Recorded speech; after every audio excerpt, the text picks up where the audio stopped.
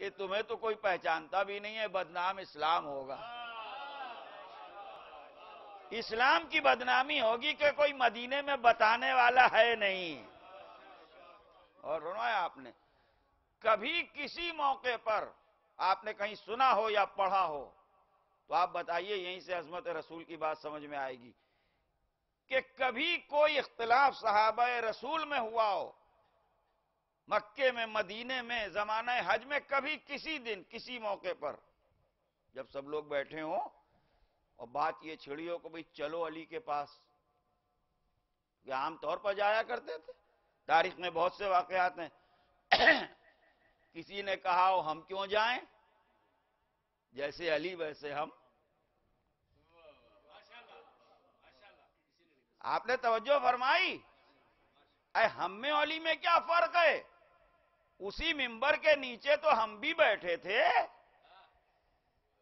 جس کے نیچے علی بیٹھے تھے۔ ارے پورے اسلام میں کوئی یہ تو دعویٰ کر نہ سکا کہ علی ہمارے ایسے ہیں، تو جب وزیر ان کا ایسا نہیں ہے تو بادشاہ ان کا ایسا کہاں سے ہو جائے گا؟ علی نے مشکلیں حل کر کے بتایا کہ جب نائب رسول کا یہ عالم ہے تو رسول کا کیا عالم ہوگا، جو منصب رسالت لے کے آیا ہے، جو عہدہ رسالت لے کے آیا ہے۔ اسی لیے کہتے تھے علی منی وانا منہ، علی مجھ سے، میں علی سے ہوں۔ حسین منی وانا من الحسین، حسین مجھ سے ہے، میں حسین سے ہوں۔ مجھے پہچاننا ہے تو وایا حسین آنا،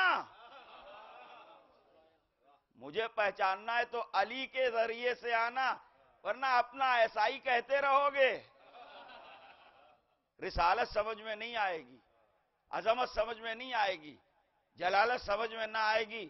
عالم اسلام میں کسی کی جرأت ہوئی، کسی کی مجال ہوئی یہ کوئی کہے کہ علی ہمارے ایسے، ہم علی کے ایسے؟ علی نے بھرے مجمع میں کہا جسے قرآن کے لیے پوچھنا ہو مجھ سے پوچھے، جسے قرآن کے لیے سوال کرنا ہو مجھ سے سوال کرے، جس آیت کے لیے معلوم کرنا چاہتے ہو مجھ سے معلوم کرو، میں بتاؤں گا دن میں نازل ہوئی کہ رات میں نازل ہوئی،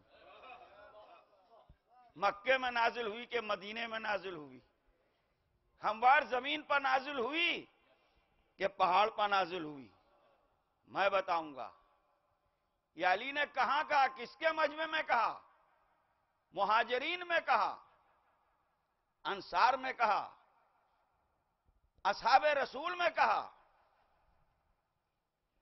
اور سب سر جھکائے بیٹھے سنتے رہے، جتنے تھے سب سر جھکائے بیٹھے سنتے رہے۔ سوال یہ کوئی کچھ کیوں نہ بولا؟ توجہ فرما رہے ہیں آپ؟ بھئی کوئی تو کچھ بولتا۔ آپ نے توجہ فرمائی؟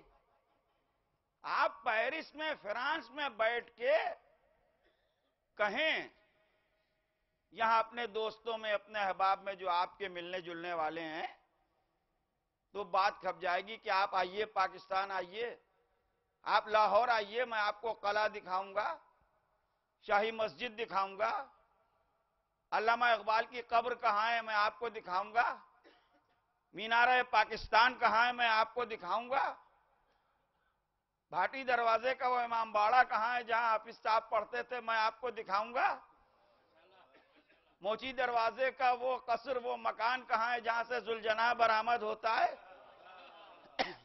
یہ سب باتیں یہاں کھپیں گی کہ نہیں کھپیں گی؟ دو چار جگہوں کے میں نے نام لیے، آپ یہاں یہ بات کہیں، یہ بات تو سمجھ میں آتی ہے؟ اور فرمایا آپ نے، اور میں جاؤں لاہور مجلس پڑھنے کے لیے اور بڑے مجمع میں میں کہوں کہ حضرات آپ کل چلیے گا میرے ساتھ،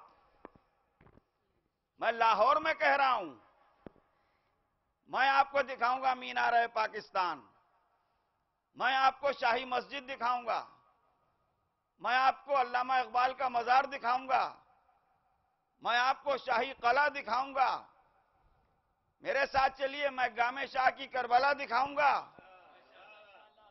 میرے ساتھ چلیے میں موچی دروازے کا امام باڑہ دکھاؤں گا۔ اے سارا مجمع حیرت سے میرا منہ دیکھے گا کہ نہیں؟ ارے بھائی جتنے لاہور والے بیٹھے ہیں مجمع میں، سب جوان بچے بوڑھے سب حیرت سے دیکھیں گے کہ یہ کیا پڑھ رہے ہیں مولانا، یہ ہمیں کیا بتائیں گے، ہم تو رہتے ہی ہیں لاہور میں۔ تو علی مسلمانوں کے مجمع میں کہہ رہے تھے کہ قرآن کے لیے مجھ سے پوچھو، کسی کے منہ سے کیوں نہیں نکلا کہ وہیں تو ہم بھی بیٹھے تھے جہاں آپ بیٹھے تھے؟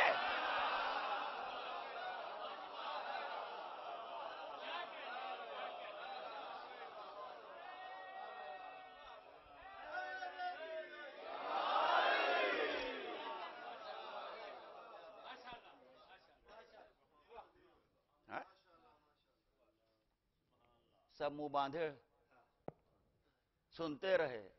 اب سمجھ میں آیا علی مال قرآن کا مطلب؟ اب سمجھ میں آئی حدیث جو رسول نے ارشاد فرمایا، علی مال قرآن بل قرآن و ما علی، علی قرآن کے ساتھ ہیں، قرآن علی کے ساتھ ہے۔ صاحب سلامت ہونا اور ہے، ساتھی ہونا اور ہے۔ صلوات بھیجیے محمد والے۔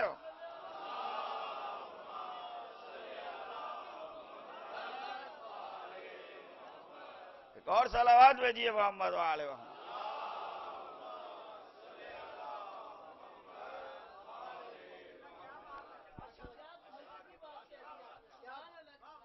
اور فرمایا آپ نے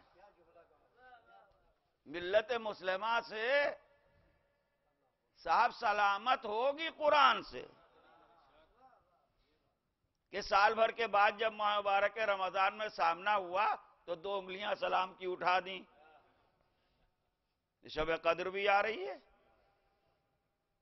قرآن کا ساتھی ہونا اور ہے، قرآن کا ساتھی ہونا اور ہے۔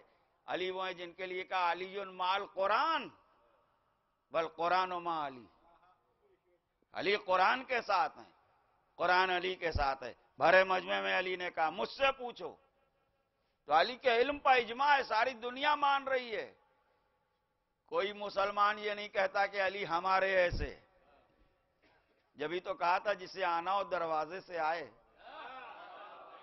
مجھے کیا خاک پہچانو گے؟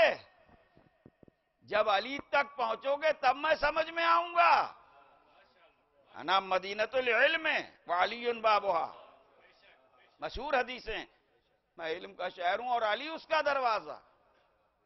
من اراد العلم فلیات الباب، یہ حدیث ہے پوری، جسے علم کی تلاش ہو وہ دروازے سے آئے۔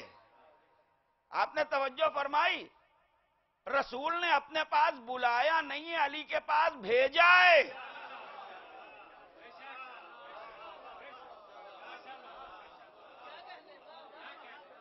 آپ ملاحظہ فرما رہے ہیں، بلانا اور ہے، بھیجنا اور ہے۔ بھیجنے کا مطلب ہے تھرو پراپر چینل۔ کوئی صاحب اپلیکیشن لیے ہوئے پہنچ گئے، کہا وہاں جائیے۔ بلانا اور ہے، بھیجنا اور ہے۔ کوئی ادھر سے داخل ہونا چاہتا ہے، دروازہ ہے جو منتظمہ ہے، جو انتظامیہ ہے، ان کا ارے آپ کیا کر رہے ہیں، ادھر سے آئیے۔ بلانا اور ہے، بھیجنا اور ہے۔ رسول اللہ نے اپنے پاس ڈائریکٹ نہیں بلایا، میں علم کا شہر ہوں اور علی اس کا دروازہ، تو اس کا مطلب نہیں ہے کہ بے روک ٹوک جو صاحب چاہیں رسول کے پہلو میں جا کے بیٹھ جائیں۔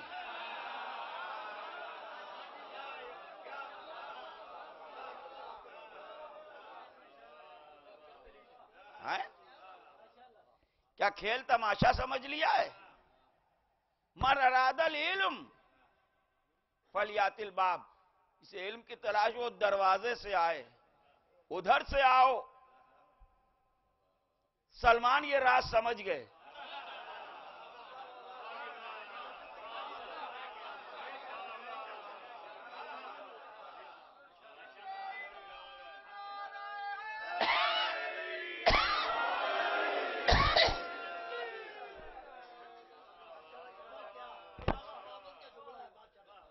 یہ بات سلمان کی سمجھ میں آ گئی،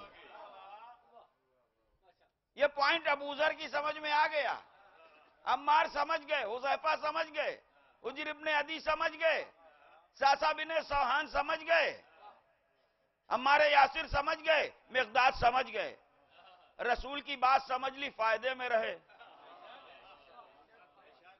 کوئی ایمان کے 8 درجوں تک پہنچا، کوئی 9 درجوں تک پہنچا، کوئی 10 درجوں تک پہنچا، اور یہ بات جن کے پلے نہ پڑی، آئے تو کافر تھے، اٹھے تو منافق تھے۔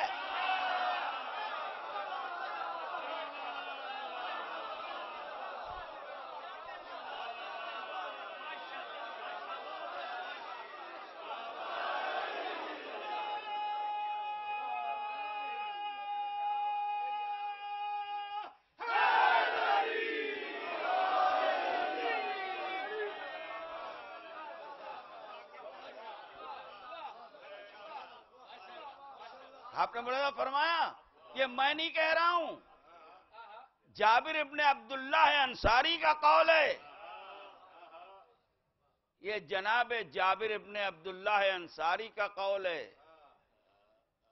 جن کو رسول نے سلام کہلوایا، جن کے ذریعے سے سلام کہلوایا، 5ویں امام کو، ایسا معتبر صحابی۔ بات بڑی نازک ہے، آپ بہتر سمجھ لیں گے۔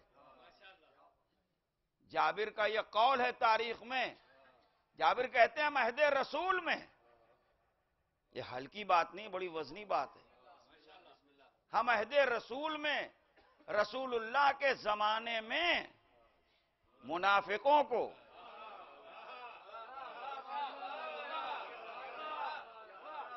آج نہیں،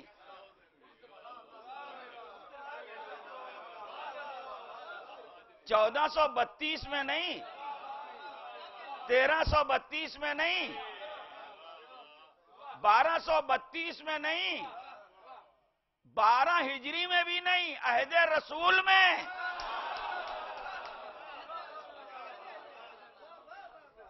رسول پریزنٹ ہیں، موجود ہیں دنیا میں، عالم ظاہر میں۔ جابر کہتے ہیں ہم رسول اللہ کے زمانے میں منافقوں کو علی کی دشمنی سے پہچانتے تھے۔